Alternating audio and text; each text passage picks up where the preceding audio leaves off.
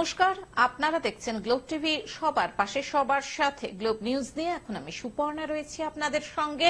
এক নজরে দেখে নেব আজকের বিশেষ বিশেষ খবর। তৃণমূল মহিলা কংগ্রেসের সংঘবদ্ধ শপথ অনুষ্ঠান, শ্রমিকদের প্রতি বঞ্চনার বিরুদ্ধে ডেপুটেশন, 3টি রাজবংশী ভাষার প্রাথমিক বিদ্যালয়ের উদ্বোধন, শাকতরিয়া চলো গণধর্ণা ও বিক্ষোভ কর্মসূচি, শীতের আমেজ গায়ে মেখে ম্যারাথন। আসছে বিস্তারিত খবরে। তৃণমূল মহিলা কংগ্রেসের সংঘবদ্ধ শপথ অনুষ্ঠান। মালদা জেলা তৃণমূল মহিলা কংগ্রেসের উদ্যোগে কেন্দ্রীয় সরকারের বাংলার প্রতি বঞ্চনা, 100 দিনের কাজের টাকা না দেওয়া, বাংলার মুখ্যমন্ত্রী ও মহিলাদের প্রতি অসম্মানের প্রতিবাদে সংঘবদ্ধ শপথ গ্রহণ কর্মসূচি অনুষ্ঠিত হল সোমবার দুপুরে মালদা টাউন হলে। উপস্থিত ছিলেন মহিলা তৃণমূল কংগ্রেসের রাজ্য সভানেত্রী তথা রাজ্যের অর্থমন্ত্রী চন্দ্রিমা ভট্টাচার্য। এছাড়াও উপস্থিত ছিলেন তৃণমূল কংগ্রেসের জেলা চেয়ারম্যান সমর মুখার্জি, সভাপতি আব্দুর রহিম বক্সি, মালদা জেলা পরিষদের সভাধিপতি লিপিকা বর্মন ঘোষ, ইংরেজবাজার পৌরসভার চেয়ারম্যান কৃষ্ণেন্দু নারায়ণ চৌধুরী, মহিলা তৃণমূল কংগ্রেসের জেলা সভানেত্রী সাগরিকা সরকার সহ অন্যান্য তৃণমূল নেতৃত্ব ও পৌরসভার কাউন্সিলর। এদিন মালদা জেলার 17টি ব্লক থেকে মহিলা নেত্রীরা উপস্থিত হয়েছিলেন সংঘবদ্ধ শপথ গ্রহণ অনুষ্ঠানে।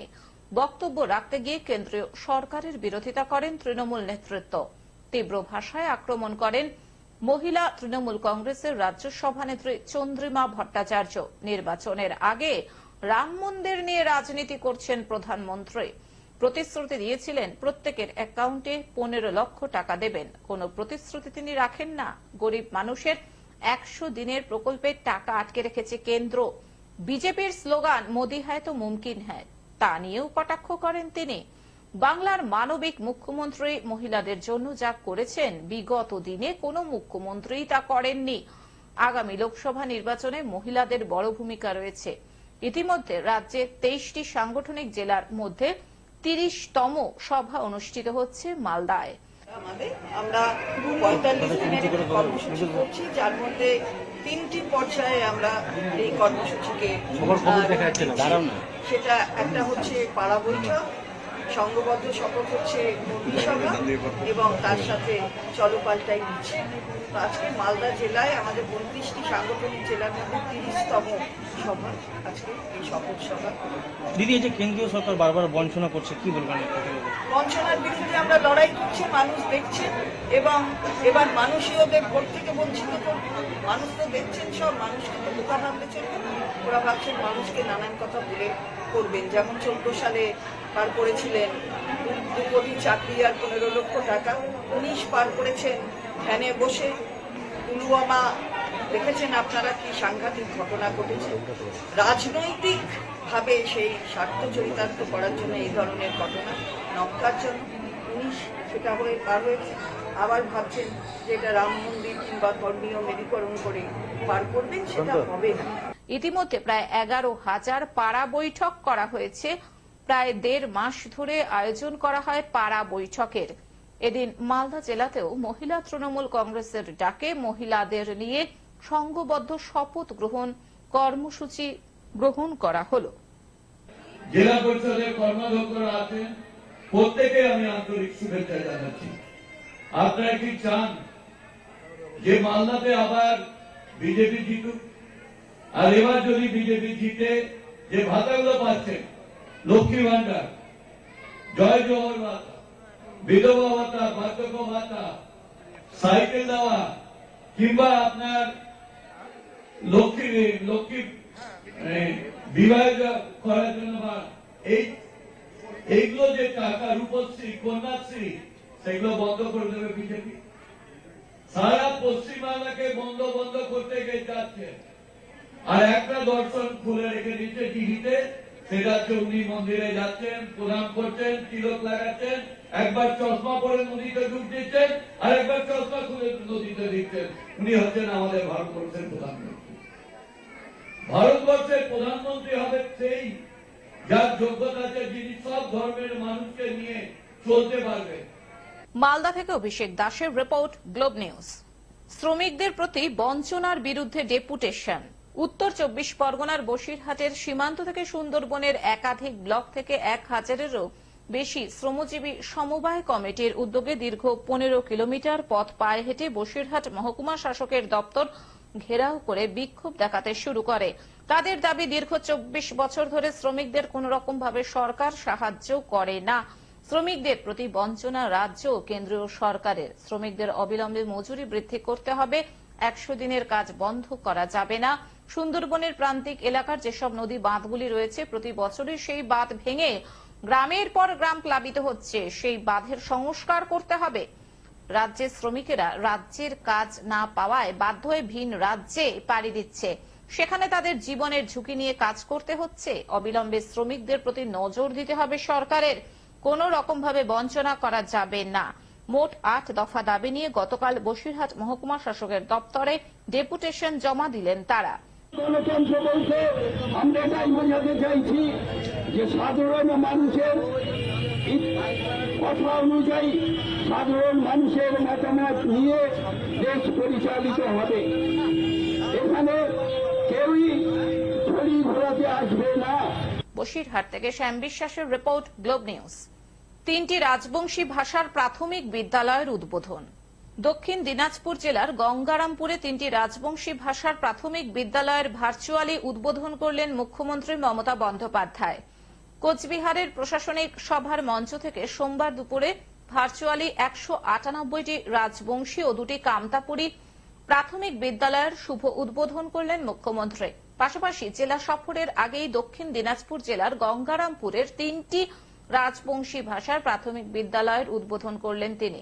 সোমবার দুপুরে গঙ্গারামপুরের বিডিও অফিসের হল ঘরে বিডিও অফিসের আধিকারিকদের উপস্থিতিতে ভার্চুয়ালি মাধ্যমে গঙ্গারামপুরের 3টি রাজবংশী ভাষার প্রাথমিক বিদ্যালয়ের উদ্বোধন করলেন মুখ্যমন্ত্রী। জানা গিয়েছে, গঙ্গারামপুর থানার অন্তর্গত পৈতাদিঘি রাজবংশী ভাষা বিদ্যালয়, জগদীশপুর রাজবংশী ভাষা বিদ্যালয় ও সিংফারকা রাজবংশী ভাষা বিদ্যালয়ের ভার্চুয়ালি উদ্বোধন করলেন মুখ্যমন্ত্রী মমতা বন্দ্যোপাধ্যায়।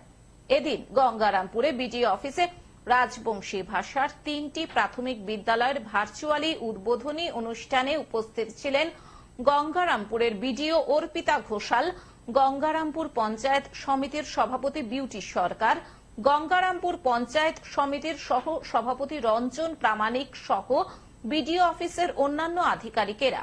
পাশাপাশি এদিন গঙ্গারামপুরে 3টি রাজবংশী ভাষার প্রাথমিক বিদ্যালয়ের এই ভার্চুয়ালি উদ্বোধনী অনুষ্ঠানে বিডিও অফিসের সকলের উপস্থিতি ছিল যথেষ্ট লক্ষণীয়।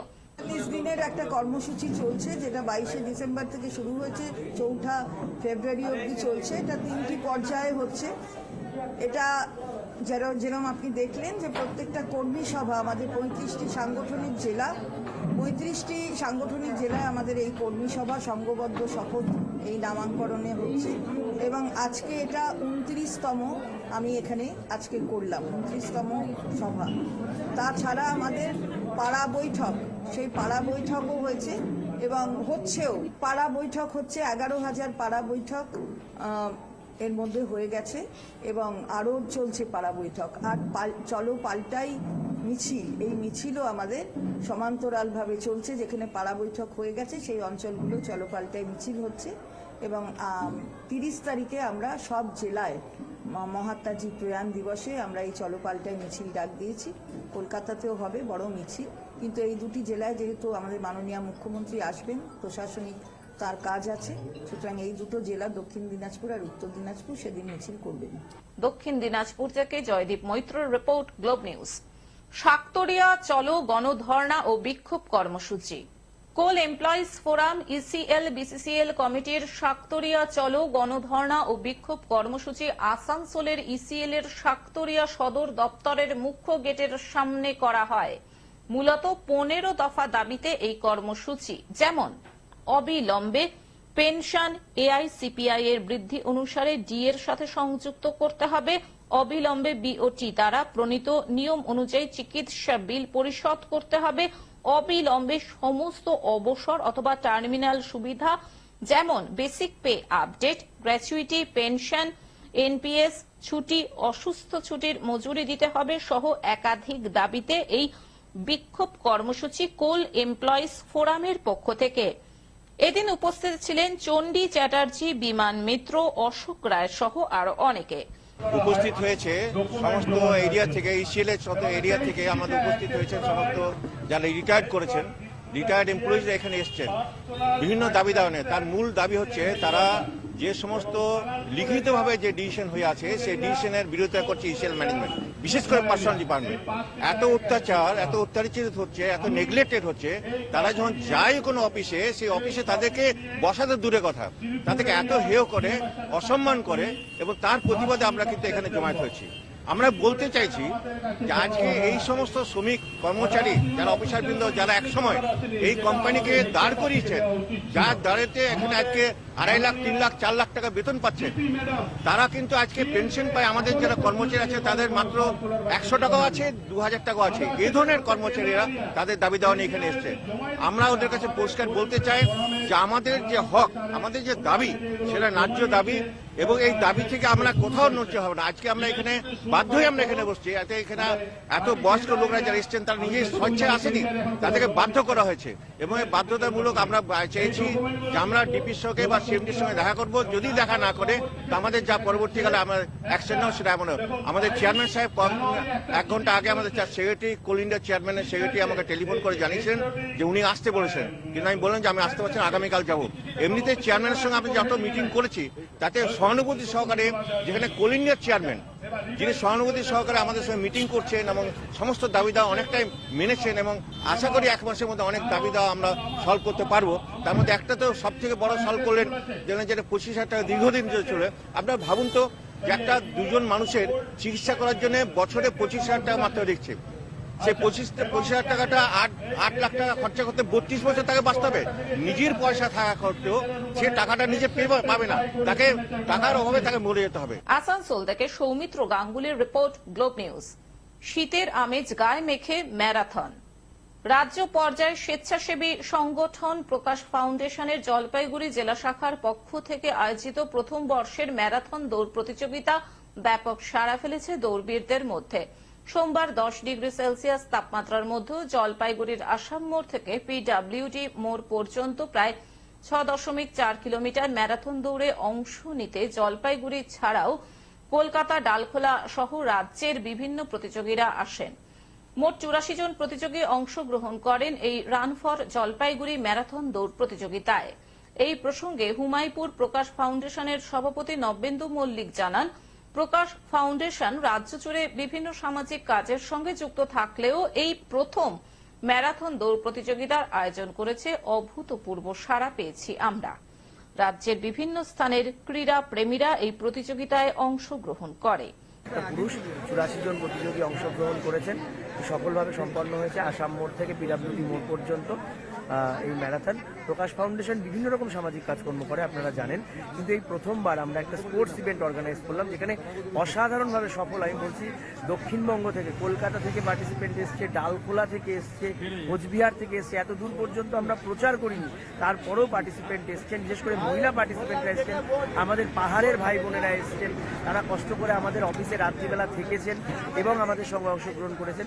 এটা অসাধারণ। এটা 84 জন পার্টিসিপেন্ট। জলপাইগুড়ি থেকে সায়ন সেনের রিপোর্ট, গ্লোব নিউজ। এখন থেকে গ্লোব টিভি দেখুন আপনার স্মার্টফোনেও। গুগল প্লে স্টোর অথবা অ্যাপল স্টোর থেকে ডাউনলোড করুন গ্লোব টিভি লাইভ অ্যাপ এবং জিও টিভি অ্যাপ। এছাড়াও জিও ফাইবারেও গ্লোব টিভি দেখুন 1457 নম্বরে। আজকের মতন গ্লোব নিউজ এখন এই পর্যন্তই। দেখতে থাকুন গ্লোব টিভি, সবার পাশে সবার সাথে। নমস্কার।